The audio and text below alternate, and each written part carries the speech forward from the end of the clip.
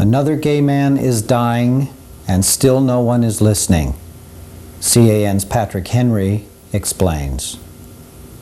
Recent actions of civil disobedience have attracted media attention while creating controversy about their methods. Yet over 40,000 persons have died of AIDS, while government has been negligently slow to protect and assist. Stuart McDonald, a 33-year-old San Francisco gay man, began a hunger strike on January 2nd to draw attention to AIDS and anti-gay discrimination. The press coverage has provided McDonald with an opportunity to expose Governor Deukmejian's callous anti-gay positions. Meanwhile, members of our community publicly debate his desperate, life-threatening strategy. C.A.N. spoke with McDonald in depth to discover a determined man with strong beliefs and sobering experiences. I drink lots of fluids. I drink lots of herbal teas, water. I drink coffee because I'm a caffeine addict. I also drink, for the first month of hunger strike, I drank a half a cup of Gatorade a day, or a half cup in the morning, half a cup at night, a full cup. That's around, that was about 50 calories a day altogether. About a week and a half ago, I began drinking a full cup in the morning and a full cup at night. That's 100 calories a day altogether. I also, in the afternoon, about 3 weeks ago, I wanted to have something in my, I wanted a little energy because I was feeling really down. And all I had in the house for nutrition was some maple syrup. And so I put that in the bottle of, or the bottom of a cup of coffee and drank it with it, and I immediately got a lift. And I am hooked on maple syrup and coffee now. So I do that every day now. I do take vitamins in the morning with the Gatorade, and I'm not dehydrating by any means. And I'd say after 41 days at this point, I'm still in pretty damn good shape. I began at 210. I was overweight, no question about that.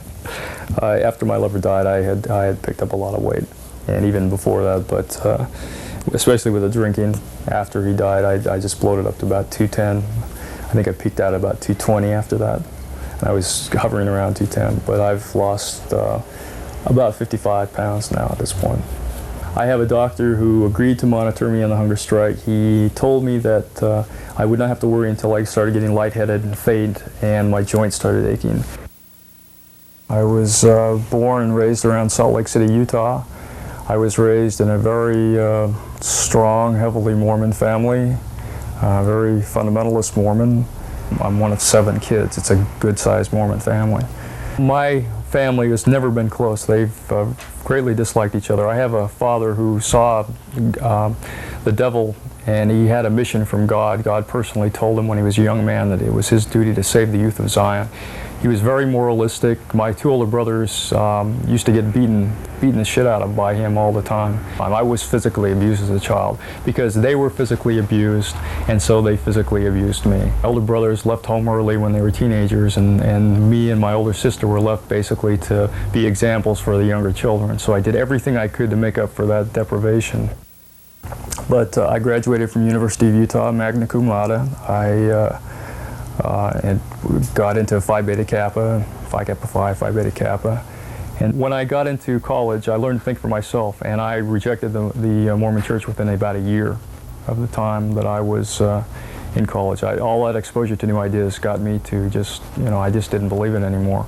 Just before I got out of college, I decided it was okay to be gay. We wish you were dead. I wish you were dead. I wish you were never born. And things like we agree with everything Anita Bryant is doing were coming out at that time. And that was the end of any real connection with the family at the time. And a year and a half later, I finally found a very good-looking young dancer who made it very easy. And a year later, I found a lover who was then living in San Francisco, although he was from Utah. And we moved to San Francisco in November 78.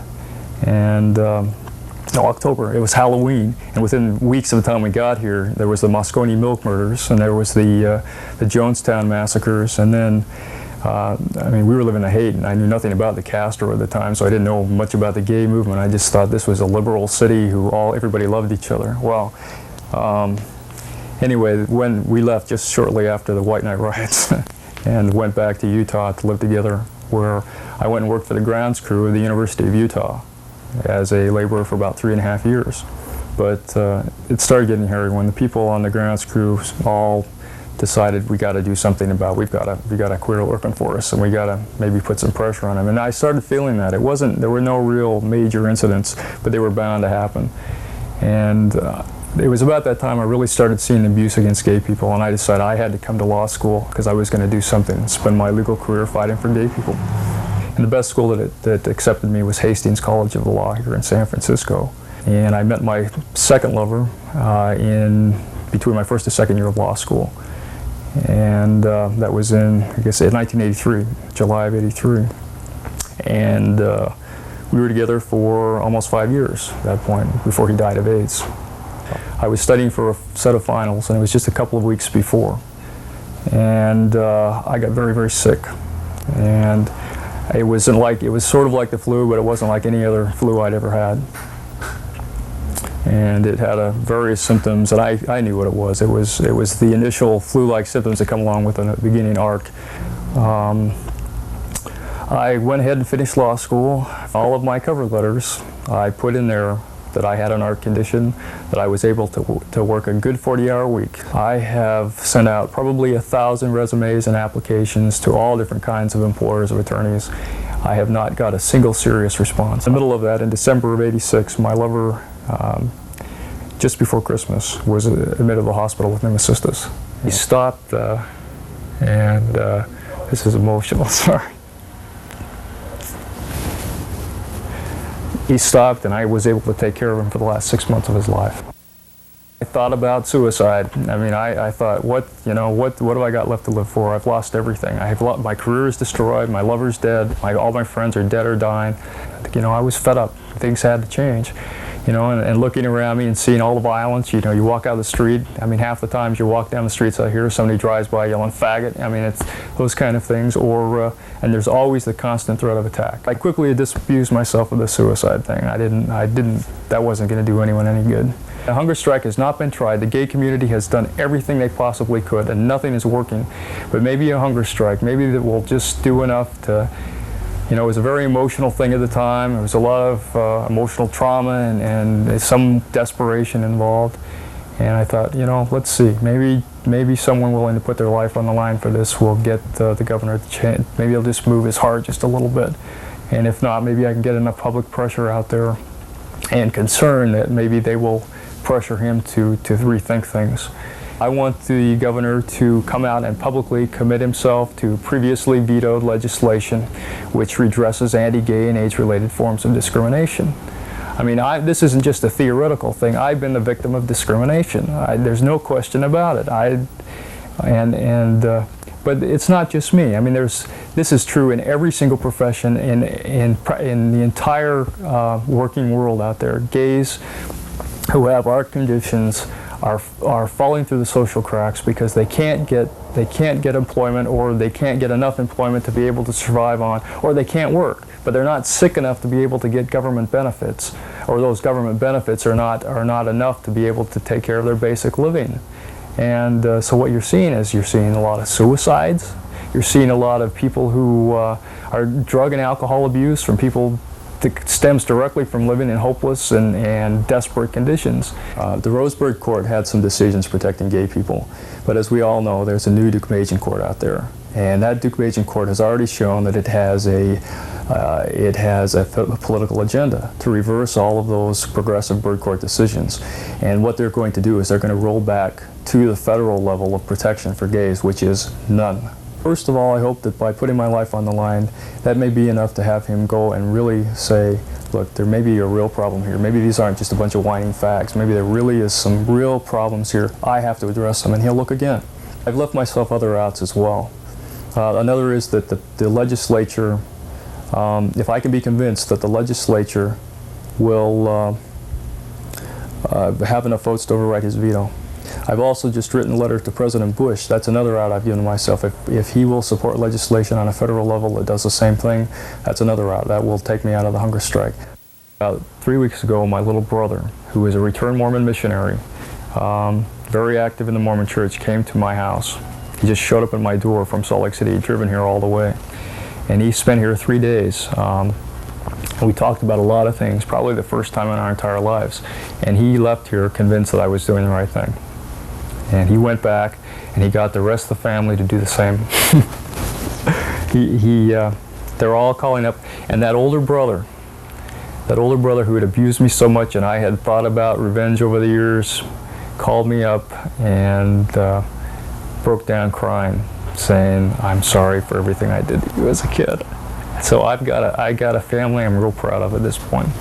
And I'm sorry it's taken something like this to do it, but this is a very unexpected benefit. Please write letters and make phone calls, as many as they can, as often as they can, to the governor's office. And that also requires... The previous profile of Stuart McDonald was filmed last month. This is McDonald today, after 74 days of his hunger strike.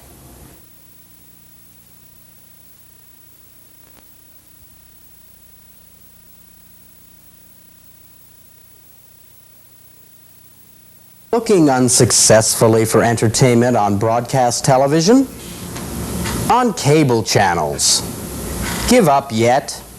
Superstar Video, the Castro movie store, offers you a spectacular selection of thousands and thousands of movies for as low as $2 overnight for any title you choose, including our extensive collection of adult videos. 2 full floors of films are displayed alphabetically in distinctive categories. Our exclusive ticket system informs you that the movies are in stock and available. Renting out tapes is speedy with our friendly and computerized service. A barcode or ID is all members need to present when renting at Superstar, because payment is made upon returning and membership is free. Our inventory increases daily, as does our commitment to quality and to the community.